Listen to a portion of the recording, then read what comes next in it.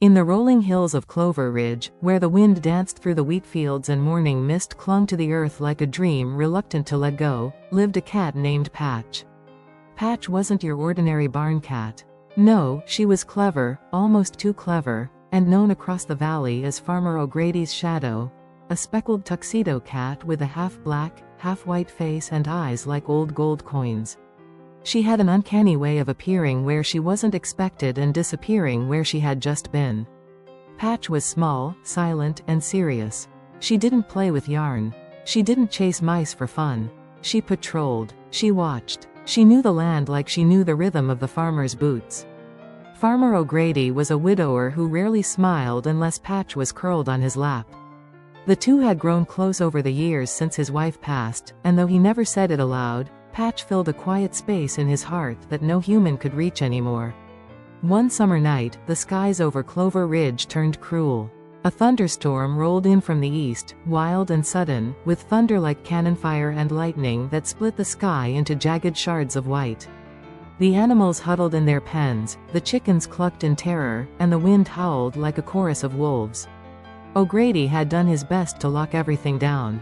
He made it to the barn just as the first sheets of rain began to hammer the ground and called out into the darkness for his herd.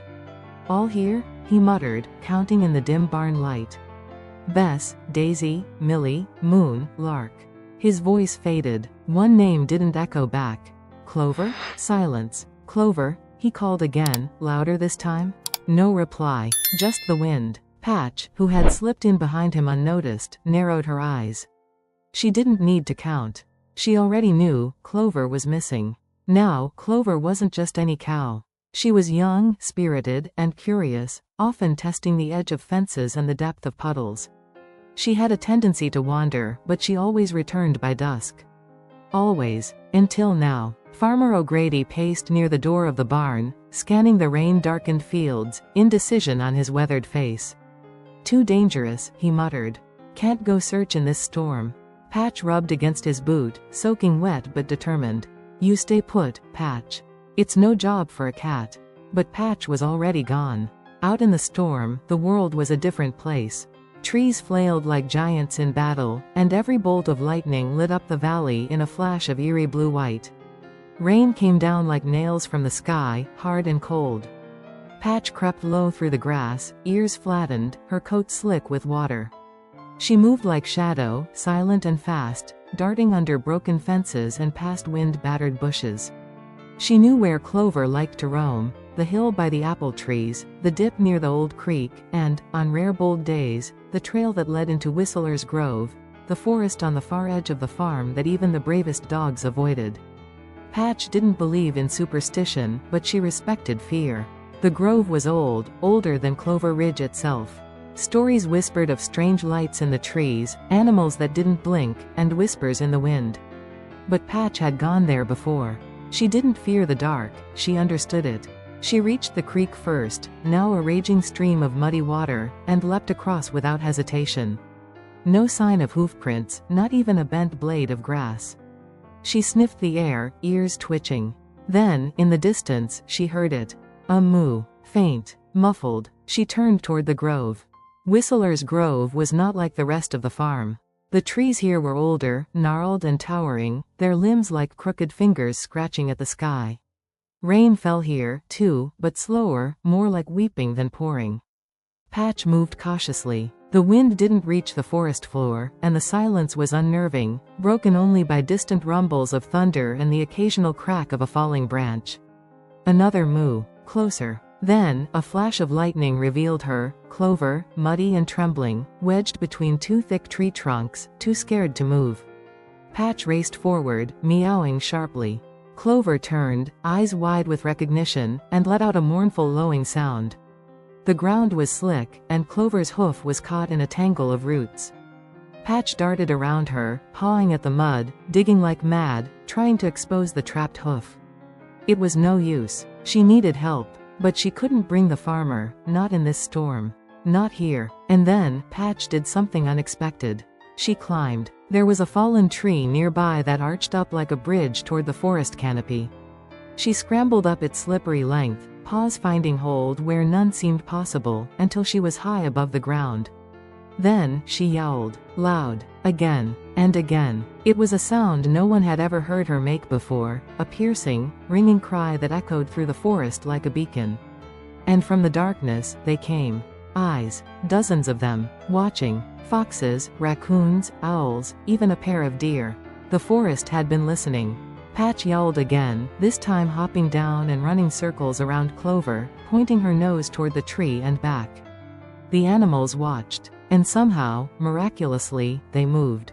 The deer came first, nudging Clover gently. The raccoons used their tiny hands to dig at the roots. A badger joined in, snorting mud, while a pair of crows flew overhead, squawking commands. Patch worked beside them, tireless. Finally, Clover's hoof came free with a squelch and a splash.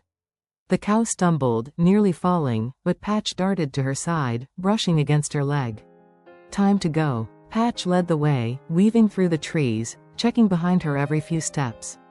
The other animals vanished into the darkness as quickly as they had appeared. Whatever truce the storm had brought was over. But Patch didn't look back. It was still pouring by the time they reached the edge of the grove.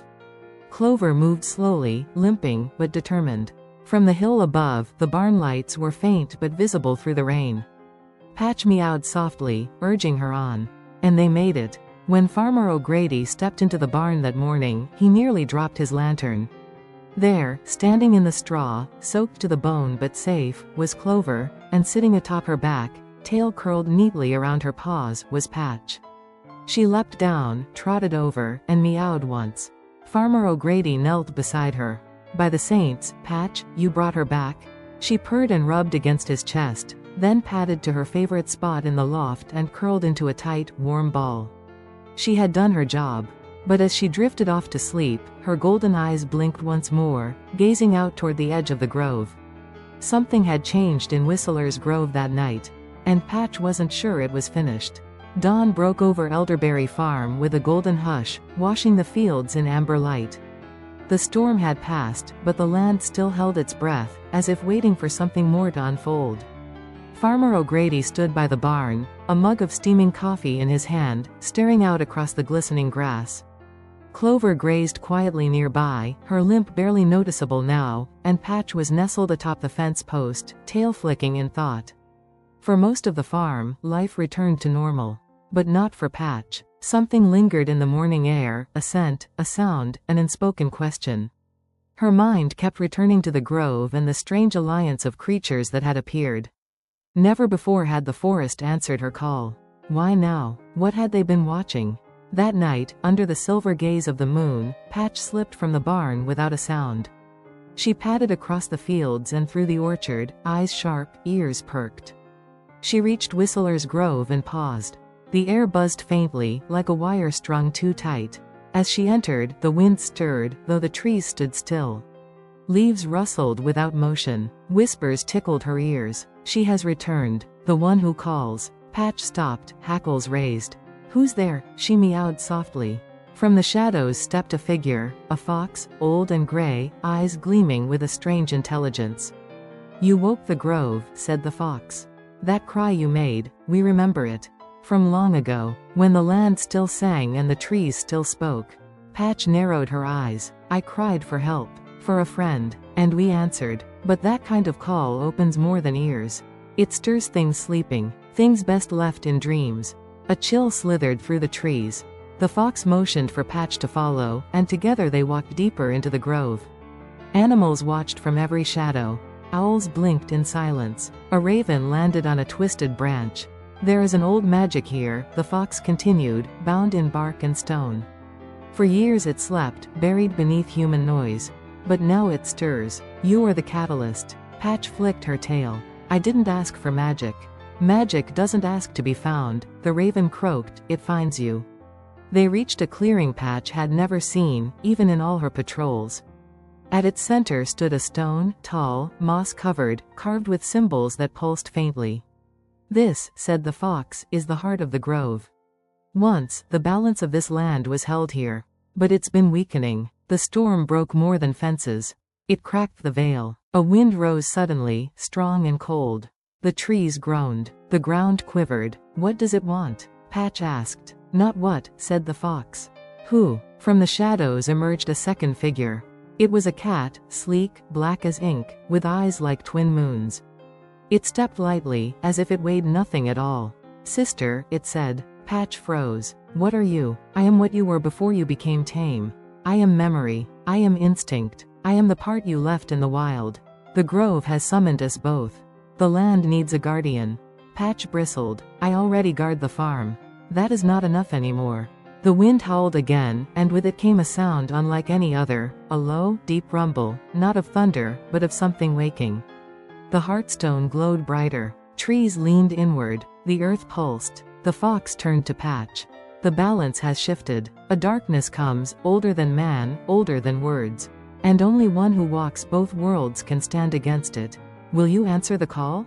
Patch looked at the stone, the wild cat, the watching forest. Her heart pounded. She thought of Farmer O'Grady, of Clover, of the warm barn and the quiet fields. But she also thought of the wind, the whispering trees, the old magic in her blood.